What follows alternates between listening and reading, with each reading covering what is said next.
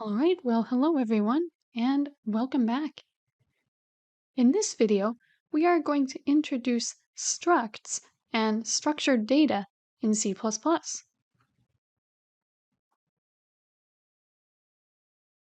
Here's our goals for today's video.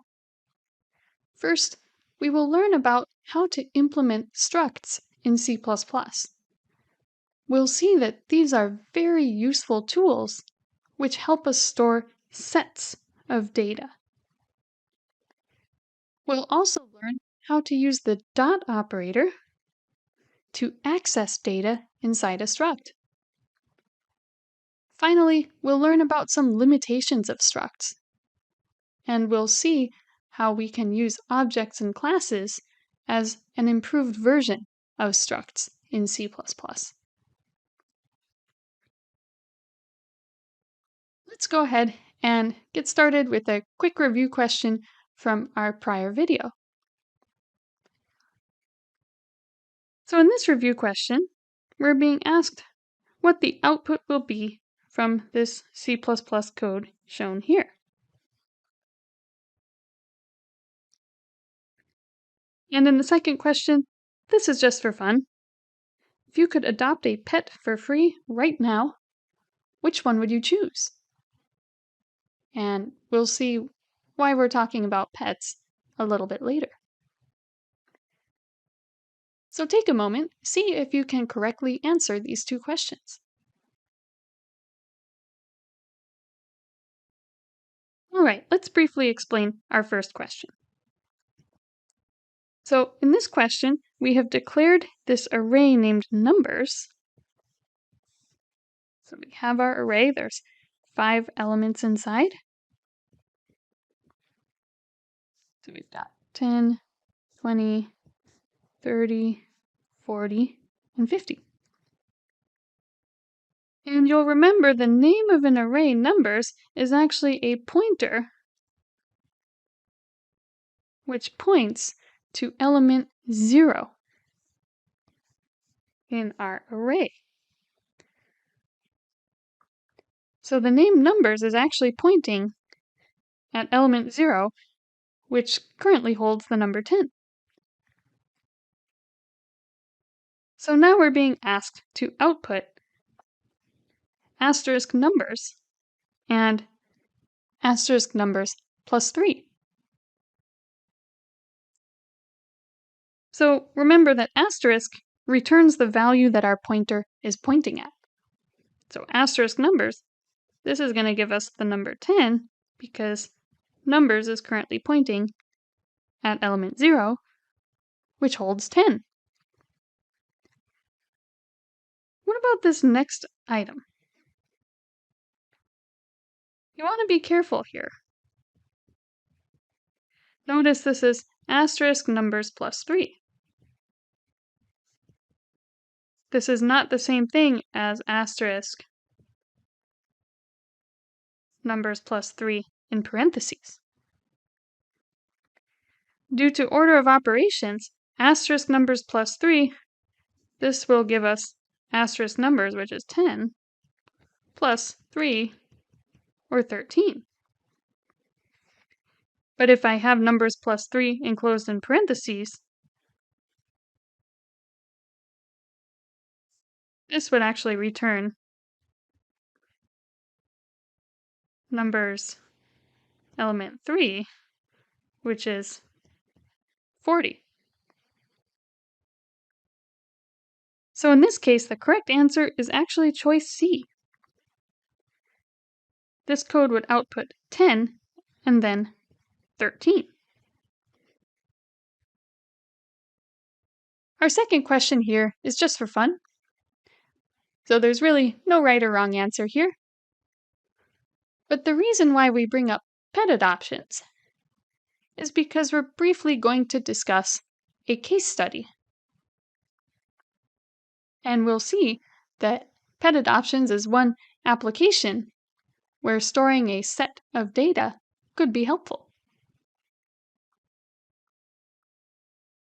Let's go ahead and just consider this hypothetical situation. Often programmers will be hired by companies to help build databases or develop software in order to help a customer. So here, suppose you have been hired by an animal shelter during COVID-19. Lots of people want to be adopting pets during that time. So you need to make an online database to help keep track of all the available pets. And so notice for each pet in this database, we need to keep track of lots of data. We have the pet's name, which would be a string. We have their species. It could be a cat or a dog or some other animal. We have their age, gender, weight in pounds, location, date they arrived, maybe a true-false variable for whether the pet is healthy and also available. And maybe there's also an adoption fee. So notice, this program needs to store a lot of data. For over 100 pets, each pet needs all of these different variables.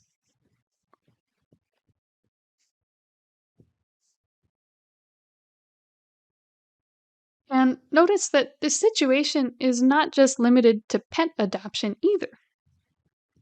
Similar situations come up in a lot of cases. For example, manufacturing. If you're making a whole bunch of product and you need to keep track of manufacturing data. Maybe you're also doing complex calculations or data analysis. Maybe you're storing user data.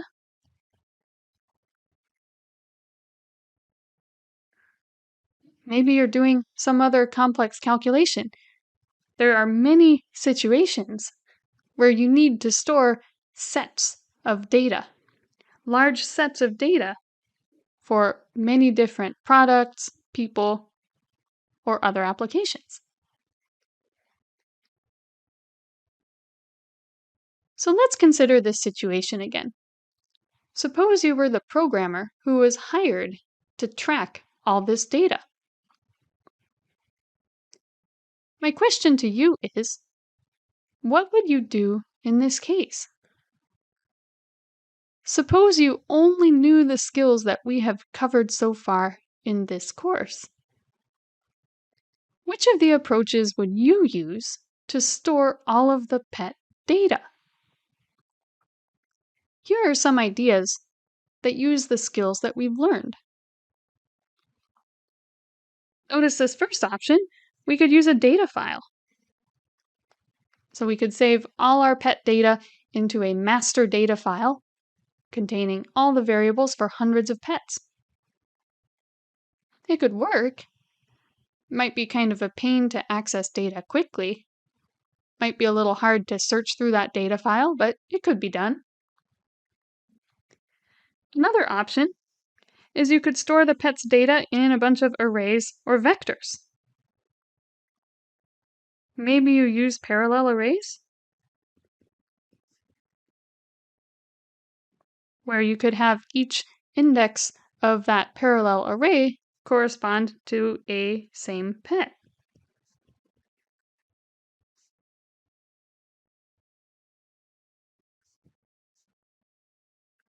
That could work. But again, you'd need a lot of different arrays. And then what happens if you need to add or remove pets as they're adopted? It could get a little tricky. Our third option is we could declare a whole bunch of individual variables. Just sort of brute force this. Every time a pet's adopted, we declare brand new variables to hold that pet's data. It could work, but that's a lot of manual updates. It's not necessarily an efficient solution. Finally, one last option that we could consider is we could concatenate all the pet data into a giant string. Remember, a string is an array of characters, so we could be a little clever and we could figure out ways to read each pet's data. But none of these solutions really look that great, do they? All of these have limitations.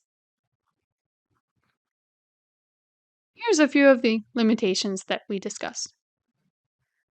Arrays and vectors can hold lots of items in a nice indexed list, but we would need to have multiple separate arrays because items have to be the same data type within an array or a vector. We would also need multiple arrays and vectors to hold all those different data types. Strings can hold alphanumeric text, and we could just convert all of our data to a string. But again, that could be a little tricky to read and search through the string. Also, we'd have to convert all our data back to numeric or bool type if we wanted to use numbers elsewhere. And that can be kind of slow. We also talked about data files. Data files can store a lot of data. That's not bad. But each time we want to find data of interest, we'd have to search and read through that whole file. Reading files is really slow, and accessing memory on the hard drive is much slower than using RAM. So none of these solutions quite help us perfectly. They all have flaws. We need some more tools to help us store sets of data.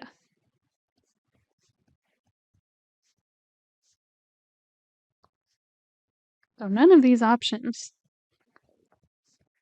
are great.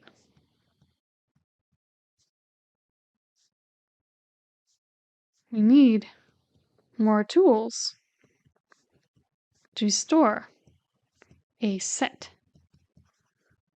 of data. And the good news is, C++ has a tool for this. This tool is called a struct. Some books call them structures, but most of the time, we just call them structs for short. A struct is a C++ construct that allows multiple variables to be grouped together. Basically, this is what we would call a programmer-defined data type.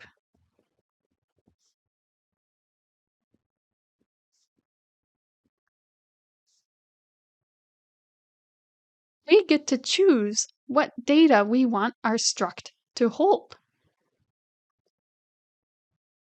So what's cool about structs is that we can make sets of data that contain different data types, and we can store a whole bunch of different data types within a same group. And then that group can be a single item. So notice what we can do here. We can declare a struct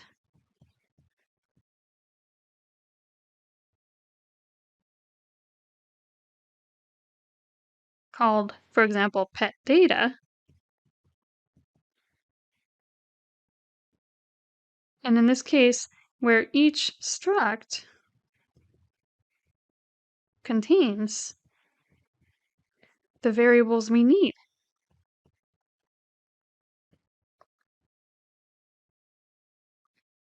So we decide ahead of time that we want each pet data struct to contain a name variable, species, age, and so on. Then whenever we declare a variable of pet data type, then it will automatically declare this whole set of variables for us to use. So structs are very useful when we want to store sets of data. Here we can store all of our data for a single pet, in a pet data struct. And if we have 100 pets, we can just declare an array of 100 pet structs, and we can store all our data for each pet in its very own struct. Let's take a look at how this would work in C++.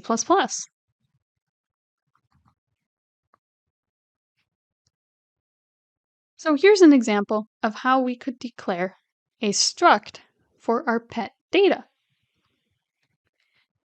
So notice what we do is we just take the keyword struct.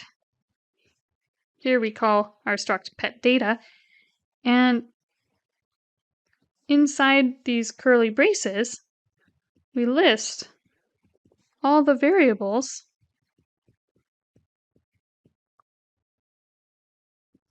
that each pet data struct will contain.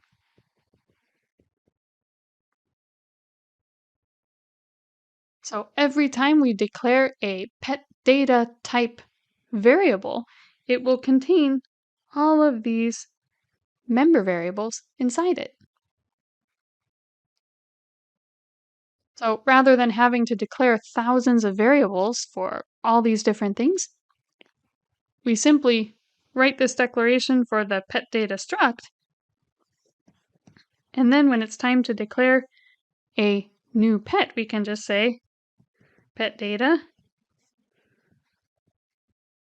my pet, and that will make a whole struct named my pet, which would store the data for that pet.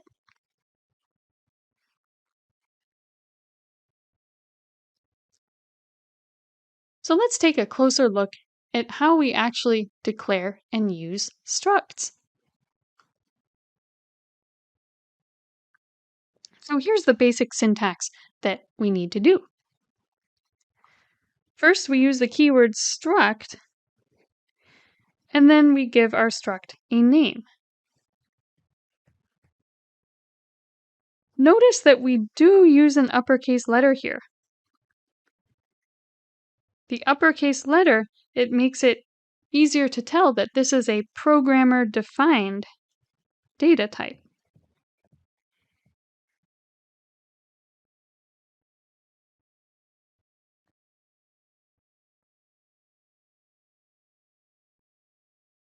So notice, in this case, if we declared the pet data struct, you see that we capitalized the P in pet data.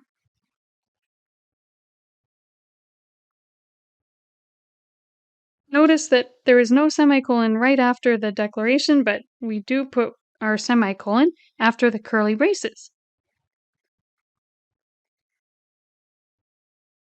Then after our struct header, we list all the variables that our struct must contain inside the curly braces.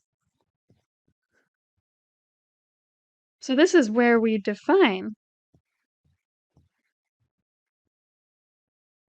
what goes inside our struct.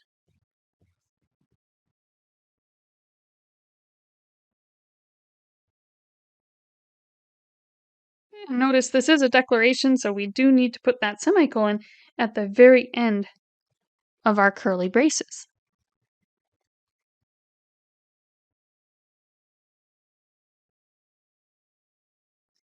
So once again, the real benefit of these structs is they allow us to declare and use sets of variables all at once. Let's take a look at how this works. So once I've declared our struct, we can declare variables of that struct's type. So for example, if I have my pet data struct,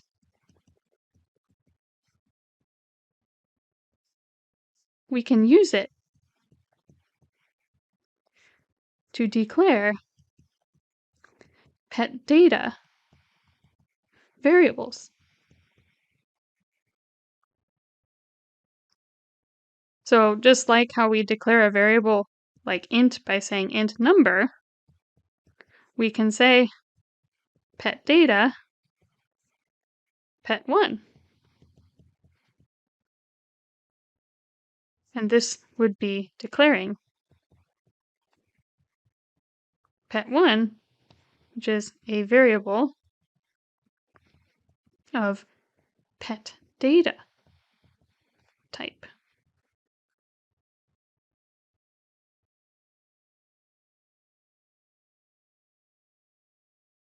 So notice this is a custom variable that we created. It's not an int or a double, it is a pet data type variable. And so we can declare more variables, or we can even say pet data, my pets 100, in order to make an array of 100 pet data structs.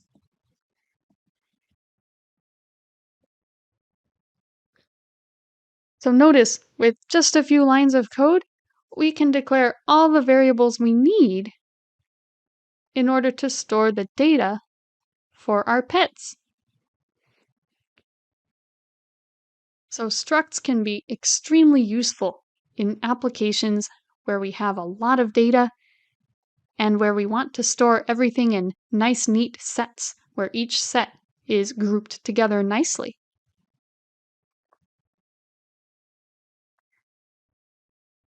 Let's go through a few more important rules for structs. First, remember that the names of our struct begin with uppercase letters. So the name like pet data for the name of our struct, that uppercase helps us tell the struct apart from a normal variable like an int or a double. Another rule is that you want to place the struct near the beginning of the header files at the beginning of your program. Remember, a struct behaves the same as any other variable declaration. So after it is declared, the struct is available to every function that appears after that struct's declaration. So typically we want to declare our structs at the very beginning of our program so that everybody can use them. And the cool thing is that once you declare that struct, we can use those structs and the variables inside in the same way that we would use regular ints and doubles and other variables. We'll go through more examples of this in a little bit.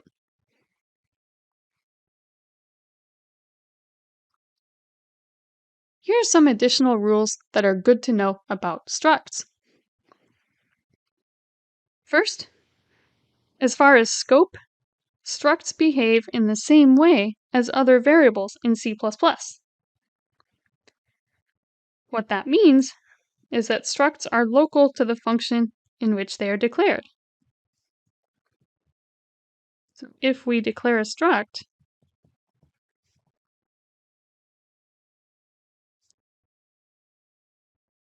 within the curly braces of a function,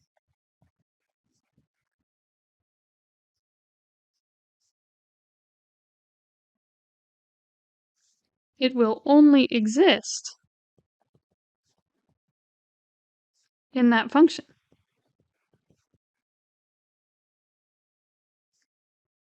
And it will not exist outside those curly braces.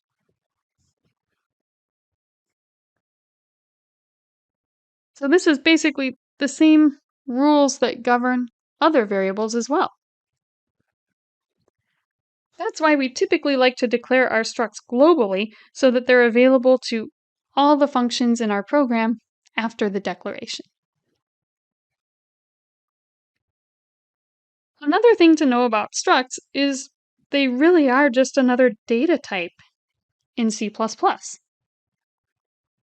So we can make arrays of structs, we can have functions return structs, we can do all the same things with structs as we do with ints, doubles, and other data types. The only difference is that structs are a programmer-defined data type. we get to design structs. We get to choose what goes inside that struct using the struct declaration. And finally, as we mentioned, you can use structs anywhere where your favorite data types are used. So you can make functions that return structs. You can accept structs as arguments to a function. You can make arrays of structs, pointers that point to structs. So structs can become very powerful. And we'll see that they can be used as building blocks for advanced data structures as well. Let's try a quick Cody sense question. We just said that we usually want to declare a struct outside our functions, often globally. So what would happen if we forgot this? What would happen if we instead declared a struct inside a function? Take a moment and see if you can identify the correct answer.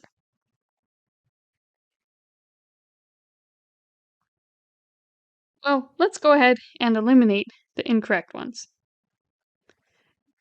D is incorrect. The program would still compile.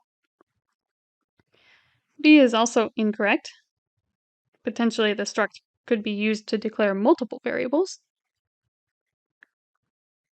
And also C is incorrect. The struct would not be available globally because it only exists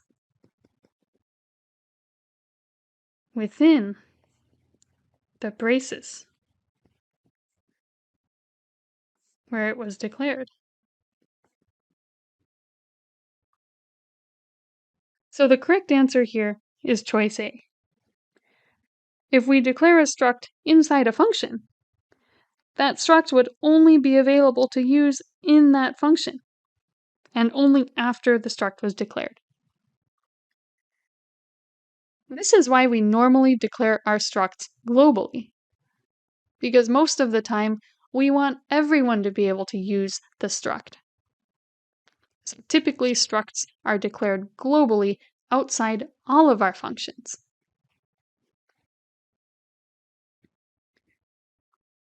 Here's an example of what using a struct would look like. Notice that we put our struct declaration at the very beginning of our program, just after the include headers. So remember, we put the struct at the beginning and declare it globally.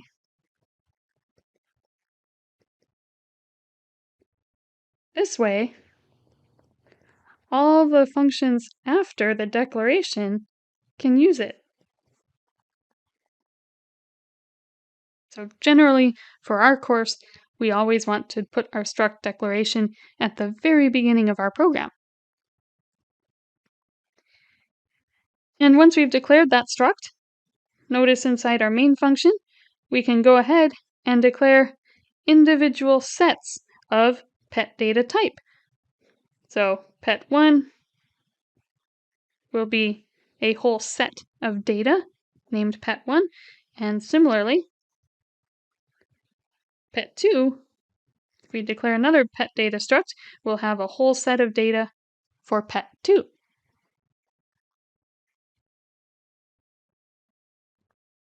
Let's go through a few more key terms. So some textbooks refer to a few key terms as we cover structs. The name of the struct type, here it's pet data, that is called the structure tag. And the first letter of that structure tag is capitalized. Otherwise, the name must follow normal variable rules. So you can't have the name start with a number and things like that. Next, the things declared inside our struct braces, these are called the members or member names of the struct. It's as if you are allocating bins inside a storage box or drawer. Basically, you're creating a space or a variable for all the things that your struct should contain. A couple more key terms. First is a structure value or structure variable. This is a set of data or an individual variable made using that struct. So here we can say pet1 is a variable of pet data type, since it was made from the pet data struct.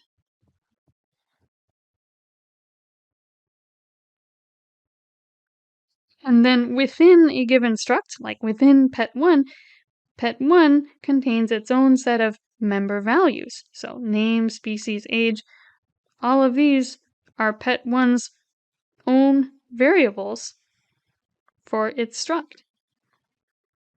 So pet1 struct gets its own name. If I declare another struct pet2 struct also has its own separate name. So every variable of a struct type gets its own private set of member variables.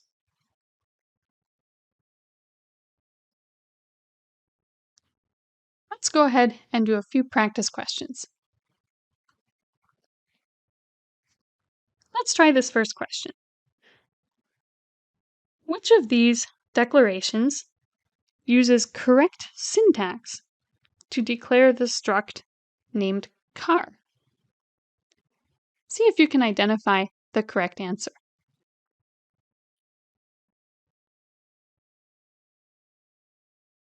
All right, well, remember we need to use that keyword struct, so choice B and D are incorrect, because they're missing the struct keyword.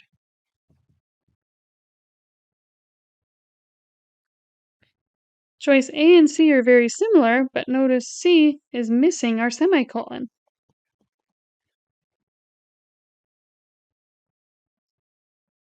We do need a semicolon after that closing brace. So choice A is the correct answer.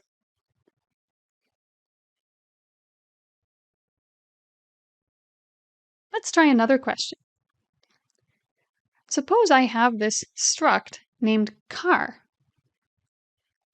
and now I want to declare a struct variable or a struct value called my old car. So my old car should be a car type variable. So it should contain all those things.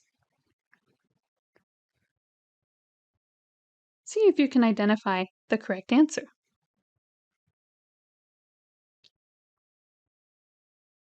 So the important thing to remember here is the variable declaration always is the variable type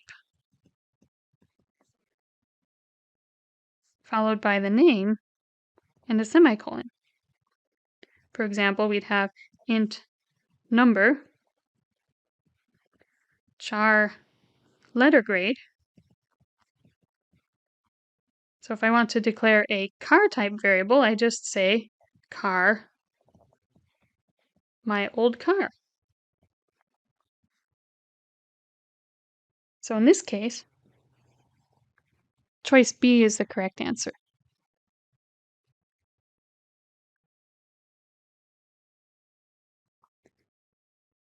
All right, let's next revisit a very important tool that we use in structs.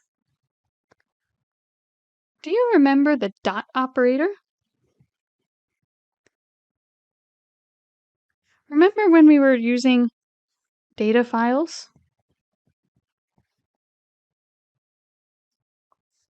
And we would say, for example, input file dot open like this, or if in file dot fail. This dot here, you may remember, is called the dot operator. And when we were covering data files, we said don't worry too much about it, just memorize the syntax. Well, now we're ready to revisit the dot operator and understand what it's doing. So for structs, the dot operator is really important because the dot operator allows us to access data inside a struct.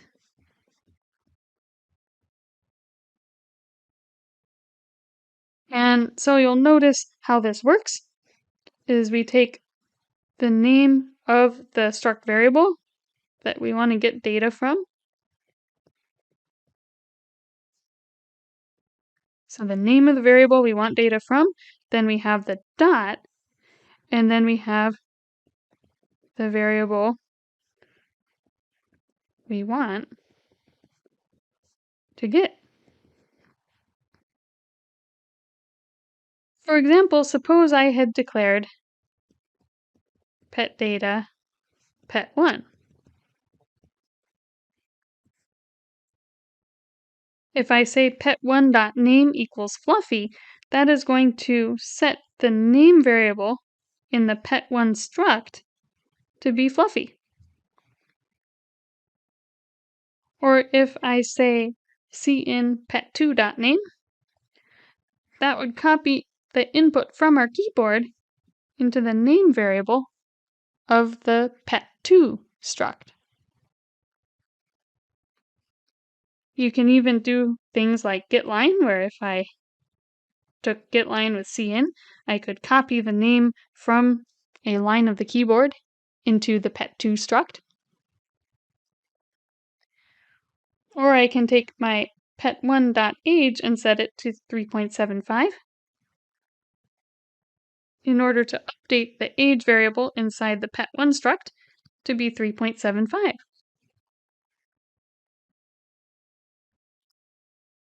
So the dot operator is really powerful. We need to use the dot operator in order to initialize our structs, and also in order to access data from our structs. And once we use the variables with the dot operator, you can see that those member variables can be used in expressions just like other variables of the same type. For example, cin pet2.name is the same as writing cin name for the pet2 struct. Let's take a look at some examples to see how this works.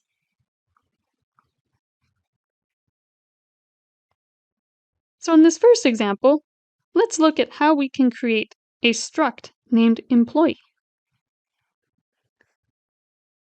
So essentially what we're doing is we're declaring a struct called employee, where each employee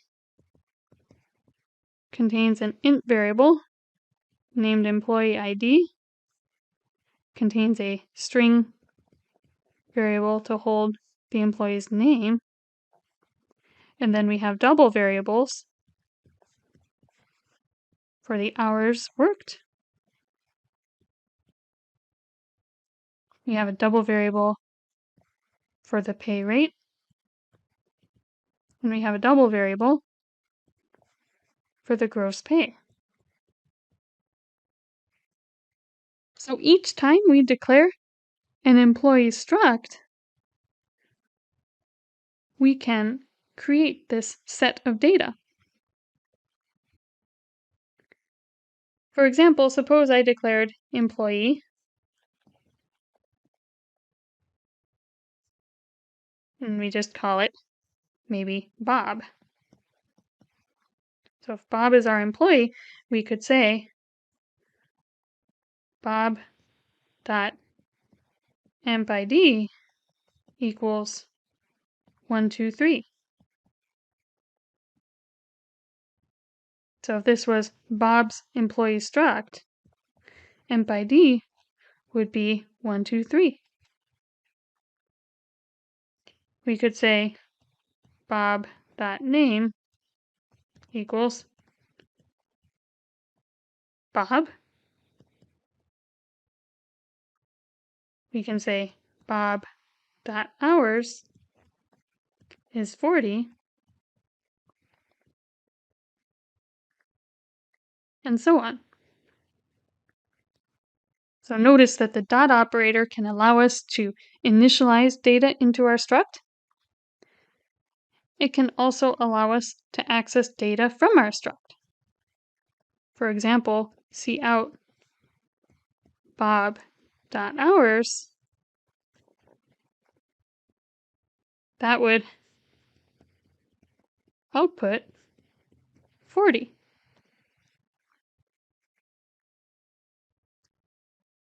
Let's try playing around with this employee struct just a little bit more and see what it can do.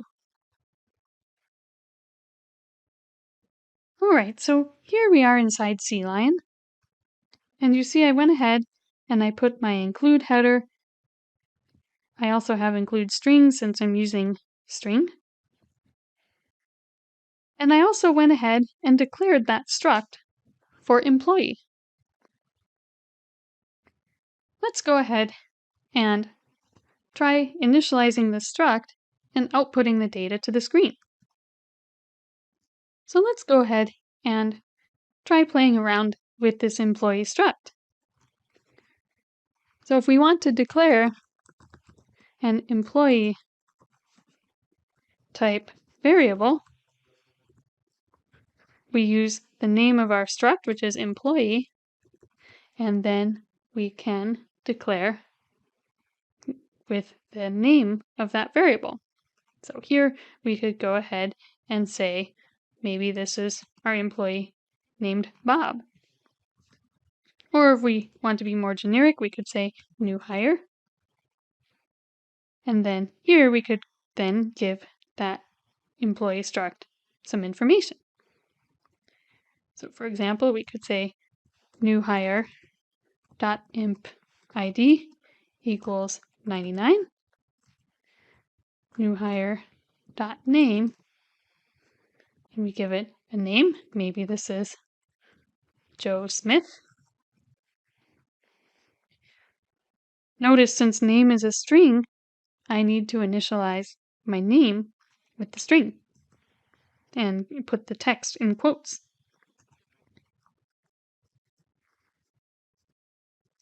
Then I can say new hire dot hours, and maybe Joe is working 40 hours. Maybe the pay rate is $20 an hour. And how about this last one, gross pay? Well, it turns out I can do stuff like this. Oops. Make sure we capitalize. Let's make sure we followed this correctly here. Let's go ahead and use gross pay with a lowercase g. And look what we can do. I can set new hire gross pay to be new hire dot hours times new hire dot pay rate. And then if I wanted to output the data to the screen, all I would need to do is say something like this. Got the name, new hire dot imp id. Let's go ahead and put these in order. So we'll first output new hire's employee ID, new hire's name, new hire dot hours. Then we have new hire pay rate. And finally, new hire dot gross pay. So let's go ahead and run this program real quick just so you can see how all this works. And if we run the program, notice we output to the screen. First, we see our new hire's employee ID was 99. Name is Joe Smith. He has 40 hours, $20 an hour pay rate. And notice that gross pay was correctly updated to 20 times 40, or 800.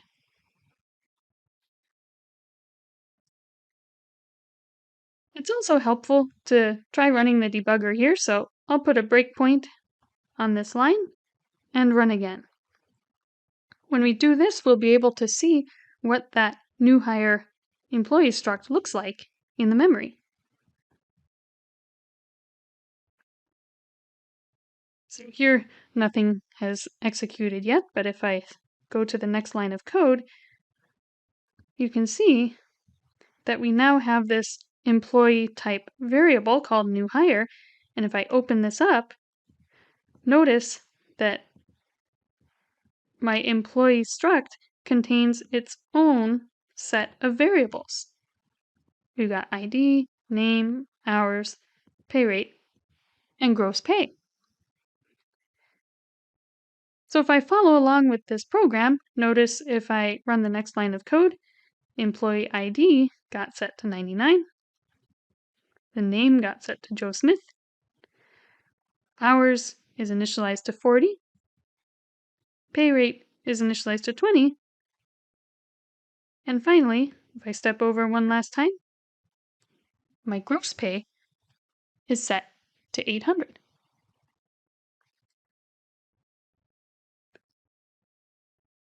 So using these structs allows us to be a lot more organized and allows us to very easily create different sets of data for our programs. And notice that these structs can also be used just like any other data type. We can also declare functions that use structs. We can make arrays of our structs. For example, I could declare an array called employee, my employees, and I could have 100 employees. This declares an array of 100 employee type structs. So I have instantly created 100 sets of employee data. Similarly, I could write a function called employee get new hire data. And notice here, the only precondition I would need is that the employee struct is declared. Our postcondition here is we could return an employee type variable holding the data entered by the user. So I can make a function get new hire data that returns an employee type variable. And then I can even go down here to after my main function,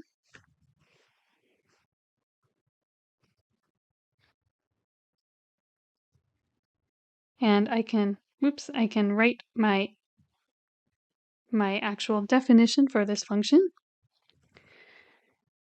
And in this case, I can just go ahead and kind of borrow some of the code I had written before.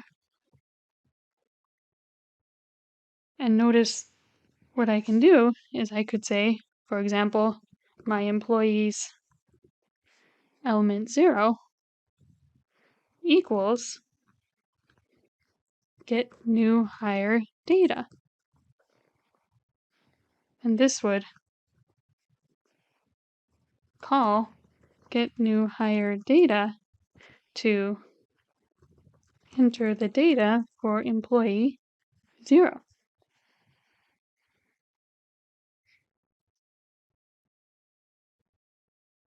Then when I go inside here, so here I can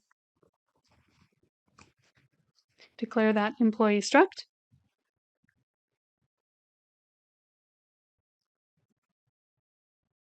And now I can just have cout statements and cin statements to prompt my user for the employee's data. Notice I declare that employee struct, and then I can use cin in order to prompt my user for employee's ID and take in that new data.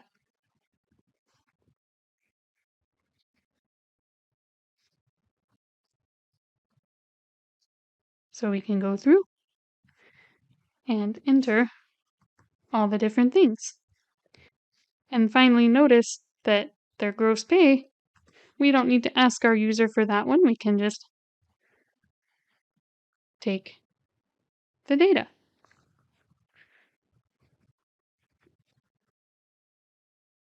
And then finally, since our function returns an employee type struct, we can return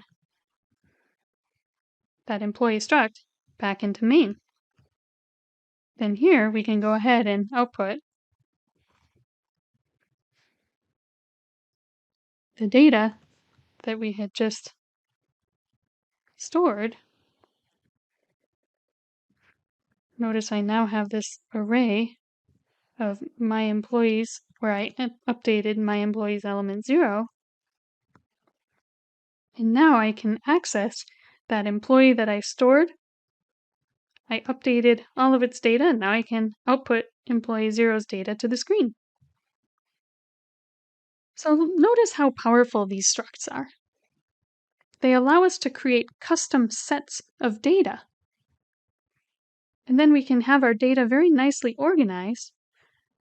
And all we need to do in order to manipulate and access our data is to use the dot operator. Otherwise, the same tools, the same syntax works with structs. So here's another example. You can see that you can also prompt the user individually to fill the data, just as we did. And notice that once we declare our struct, then all we need to do is use the dot operator to access the data inside. Let's go ahead and try another practice question. Suppose we have declared that struct named car, and we have also declared a struct variable named myOldCar, where myOldCar is a car type variable. So myOldCar contains a set of data. We've got a string for the make of the car. We have a string for the model. We have an int for the year. We have a double for the horsepower. And finally, we have a double for the price.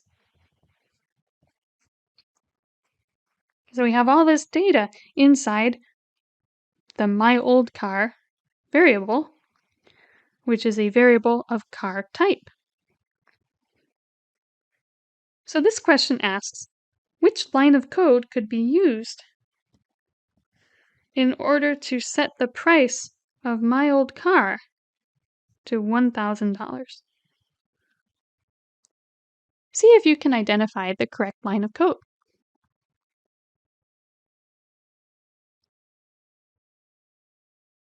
So the important thing here is to remember how the dot operator is used. First, we take the name of the variable that we want to get data from. So that would be myOldCar. Then we say dot. We use the dot operator. And we want to access price. So we say myOldCar.price equals 1,000. and that will update the price variable inside our my old car variable. Let's cover a couple more additional rules that are good to know about structs. The first important rule is remember that even if you have variables with duplicate names, if you have a variable with the same name in a different struct, those are treated as different variables in different locations. For example, if I have this pet data struct that contains a string name and a separate user info struct that also contains a name, these will be treated as separate variables.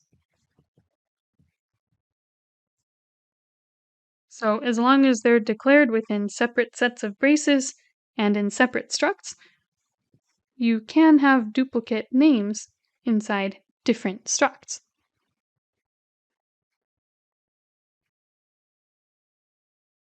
Here's another example. It's important to remember that you can also make structs which contain more structs. So you can have a struct inside a struct. So for example, here we have this date struct, and the date struct is used by the user info struct.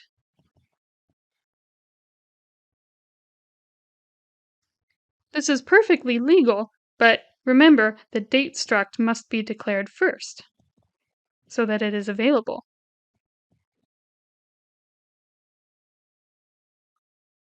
So we also showed that the dot operator is generally used to initialize structs.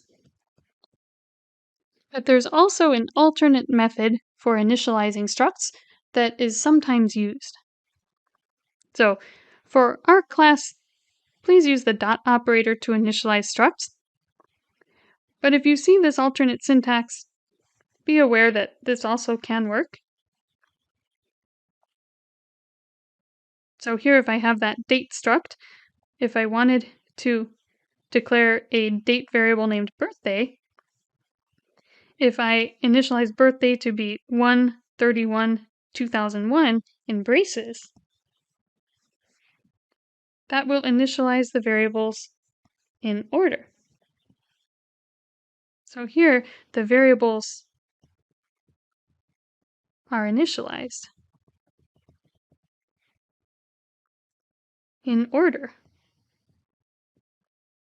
using the values in the curly braces.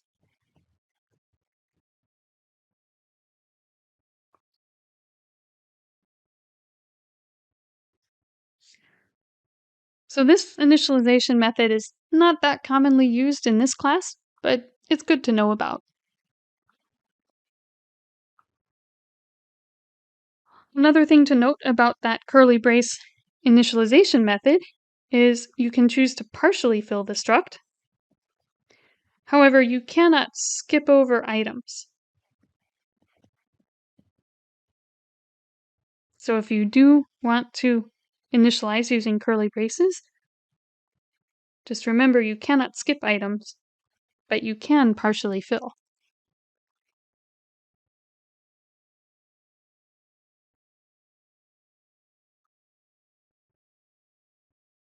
All right, so once again, we also learned that structs can be used inside of other structs. For example, here we have declared a ppm image struct, and notice that the ppm image struct contains a vector of RGB pixels. We could also make an array of RGB pixels.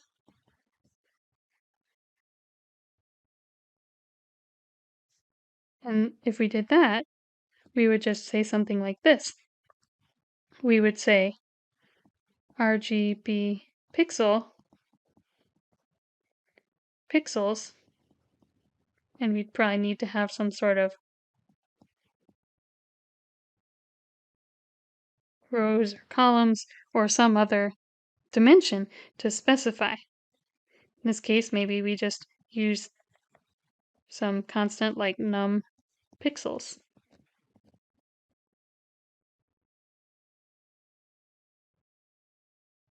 So remember, once we've declared this struct, that is a custom data type that we can use. So once we've declared the RGB pixel struct, we are allowed to make arrays or vectors using RGB pixel type variables.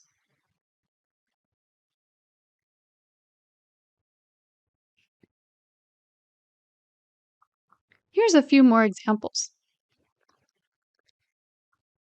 So if we return back to our pet data case study, notice that we can declare an array of pet data structs called adoption data, and this could contain numpets pets.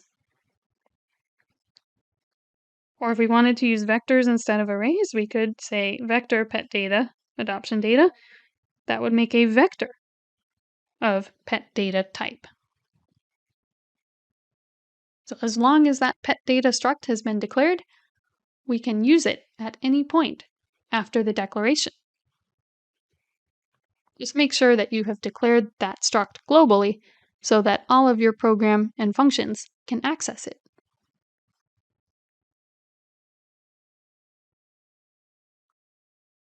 Let's look at one more example of how we can use multiple structs together.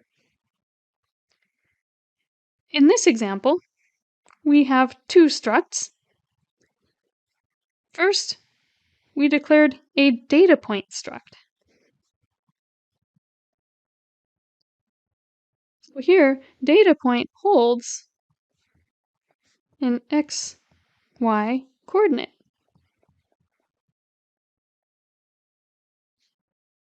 So remember, like from math class, maybe you have your xy axis and you want to have some coordinate. So data point would hold the x value and y value for a given coordinate. We also declare a second struct named triangle. And notice triangle contains a string name, just to hold whatever name we wanted to call the triangle.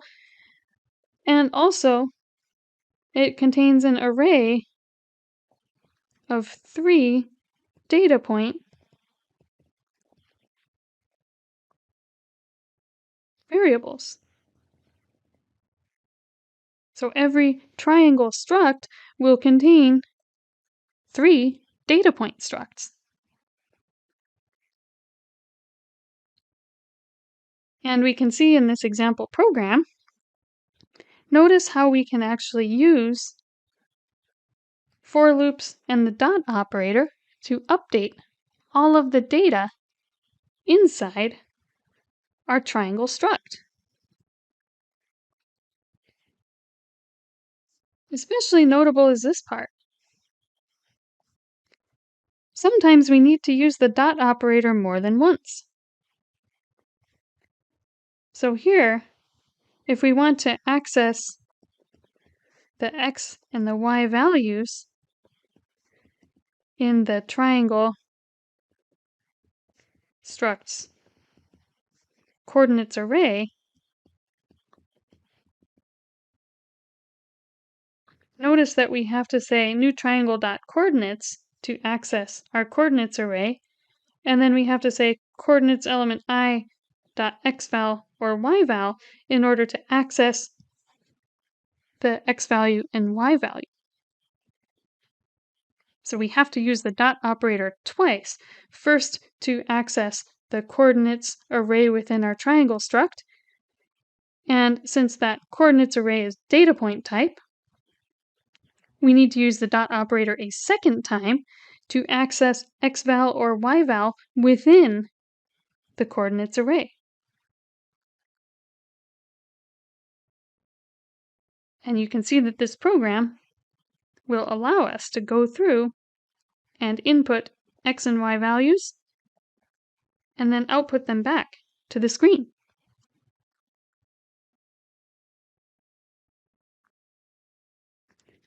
Let's go ahead and demonstrate this program briefly in CLine. Alright, so here we are inside CLine, and you can see that we have our data point struct with our x value and y value, and we have our triangle struct declaration, where each triangle gets a name, and it contains an array named coordinates with 3 data point structs. And so notice what we're doing here is we declare a new triangle type struct, and we're able to update all the data inside our struct. Let's try running this with a breakpoint so we can watch as our data gets filled.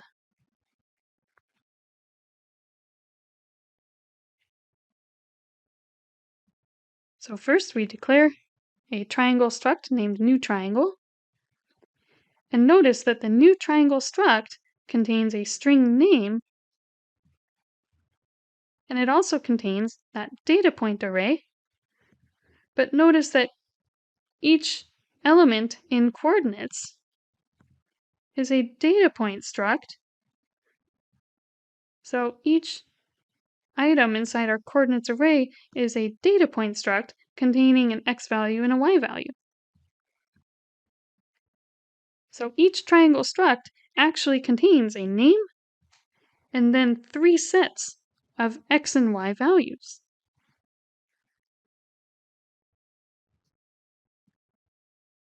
So notice what we do. If we go through our program, we're first asked to enter a name. So let's go ahead and enter that name for our triangle struct. Let's just call it my triangle for lack of a better name.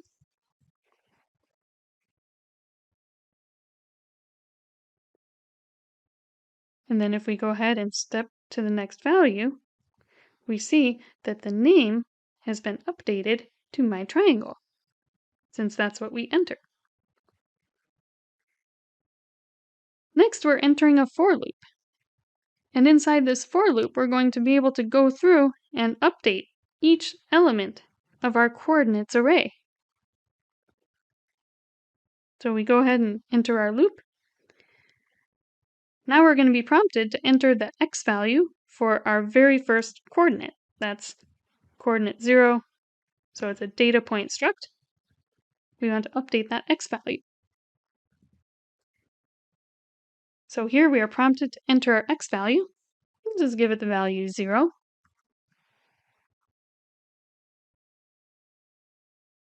And then now we're prompted to enter our y value, maybe give it 10.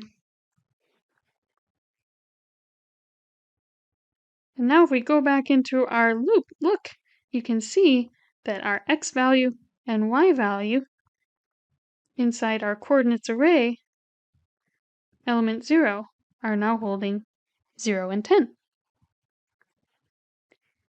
And if we repeat this loop, you can see that we will next, now that I is 1, we're going to update the next value. But you can see that the dot operator has allowed us to update all the data inside our triangle struct.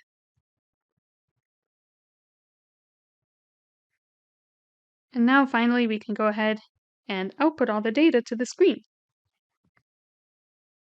So notice how powerful that dot operator is. Just be aware that if you have a struct inside a struct, you'll need to use the dot operator twice. Once to access the data point struct inside triangle, and a second time in order to access xval or yval within the data point struct.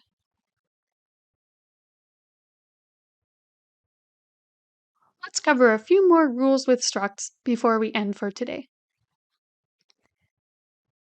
First, it's also important to note that the assignment operator, or single equal sign, it does work with structs. So you can set one struct equal to another struct, and it will copy all the variables from one struct into the other. However, you should be very careful if your struct contains arrays or pointers. Remember, the equal sign is just going to copy the values stored inside your variable. So if you make a copy of a memory address, your arrays or pointers between the two structs will share the same memory address. So once again, usually we want each struct's pointers and arrays to have separate memory addresses so that the data won't accidentally be mixed. So be careful, if your struct contains arrays or pointers, you may instead want to manually go in and update arrays and pointers so that you don't accidentally have different struct variables sharing the same memory address. So finally, before we end for today, let's talk about a few limitations of structs. They're great for creating sets of data and allowing us to organize our data more nicely. They do have limitations.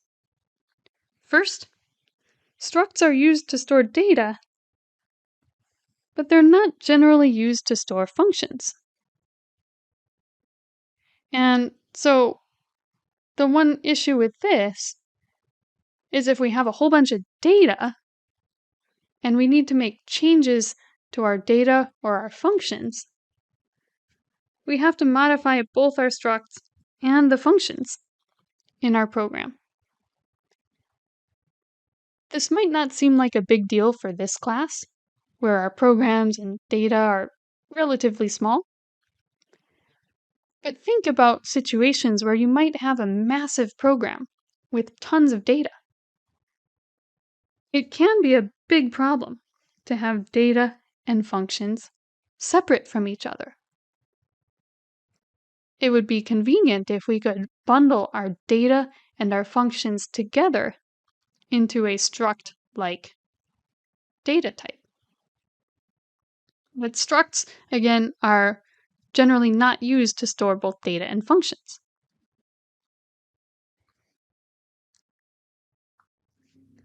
So the one other limitation with structs, which can be a potential problem, is everything is public within a struct. What we mean by that is that there is no data protection. Anyone can access data in a struct. So for our class, when we're just writing small programs by ourselves, maybe that's not that big of a deal. But in the real world, there are situations where we don't want all parts of our program to be able to access data all the time. For example, what if you're a programmer in industry? Chances are you'll be working on programs with a big team. Do you want to allow your teammates' code to modify your data without restrictions? What happens if one of your teammates accidentally or intentionally messes up your data without you knowing? That would be bad. We don't want that. And also think about programs storing important data. What happens if you're storing people's bank account balances or social security numbers or very, very important data? We want to make sure that we aren't accidentally going to be modifying that data unless we really, really need to. We want to have protections in place to make sure that data can't be corrupted. We also want to make sure that any updates we do make are made properly and only with our knowledge. But if we were to put all this important data in a struct, there's no way to protect that data. And so, as nice as structs are, they're not perfect. But it turns out that there is an improved version of a struct.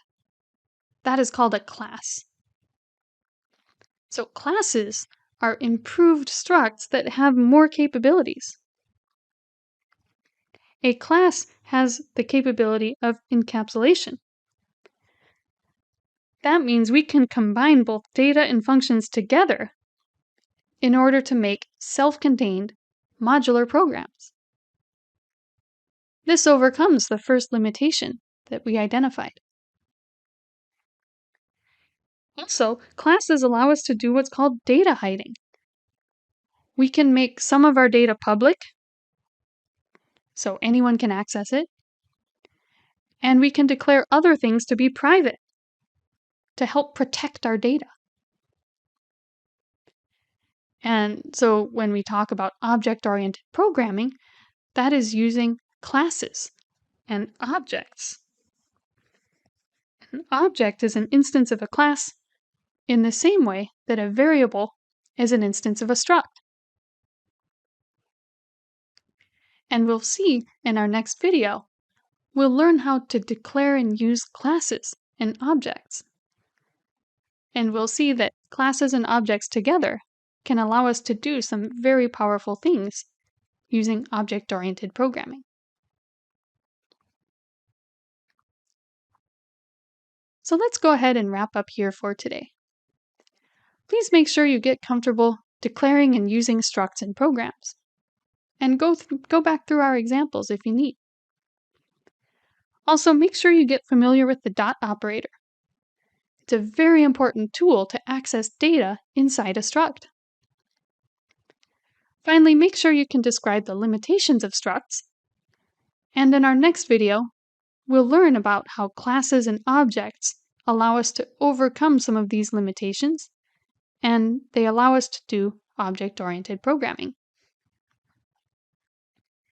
So thanks everyone for joining the fun, and feel free to reach out if you have any questions.